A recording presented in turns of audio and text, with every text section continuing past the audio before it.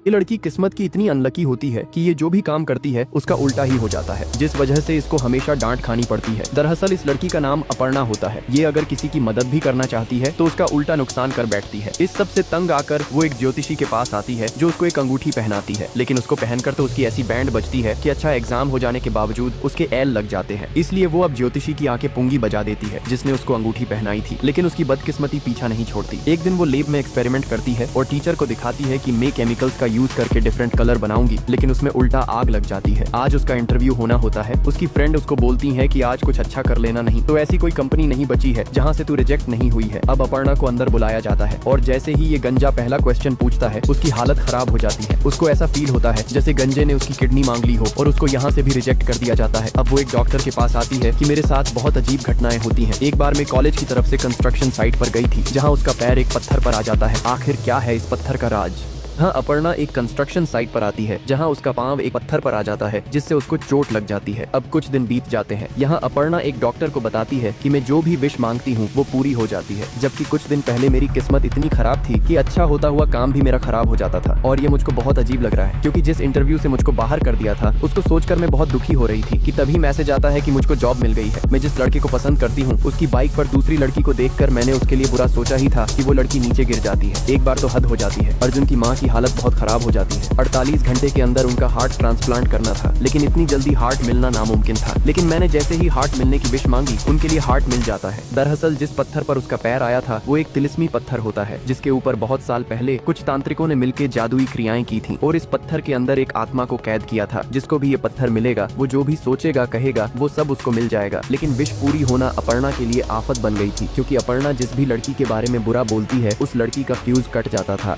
इस भिखारी को देखकर तो मेरा दिमाग ही घूम जाता है जो सड़क पर बकरी जैसा मुंह बनाकर भीख मांगता है। यहाँ वो भिखारी देखता है कि एक आदमी सुअर के जैसे पिज्जा खा रहा है। उसको देखकर उसके मुंह में पानी आ जाता है और आगे जाकर एक ऑटो वाले से भीख मांगता है, लेकिन वो तो उल्टा उसी से पैसे मांगने लगता है कि मेरी हालत तो तेरे से भी खराब है। अब वो भिखारी एक बारात को जाते देखता है जिसमें बहुत नाच गाना हो रहा था। गाने को सुन के उसके अंदर भी करंट आ जाता है। ऑटो वाला उसकी इस हरकत को देखकर हैरान हो रहा था। अब वो भिखारी आगे बढ़कर उस बारात के बीच में घुस जाता है। ऑटो वाला उसको लगातार देख रहा था। अब वो भिखारी अपने दोनों पैरों पर खड़े होकर अल्लू अर्जुन के जैसे डांस करने लगता है। ये देखकर तो ऑटो वाले की आंखें फट जाती हैं कि ये सुअर तो अभी भिखारी बनके मुझसे 10 रुपए लेके गया है। अब वो भिखारी काम खत्म करके घर जा रहा था कि तभी एक बच्चा आता है और बोलता है आज तो तू बहुत खुश लग रहा है, लगता है आज तेरी ज्यादा बोनी हो गई है। अब हम एक पिज्जा डिलीवरी बॉय को देखते हैं। जब उसको पता चलता है कि ये पिज्जा उस भिखारी ने मंगाया है तो उसका भी फ्यूज उड़ जाता है क्योंकि वो पूरे दिन भिखारी बनके एक्टिंग करता है और शाम को इंस्टा पर रील भी बनाता है और पिज्जा जैसी चीजें मंगाकर सुअर की तरह खाता है और अगले दिन फिर अपने धंधे पर निकल जाता है।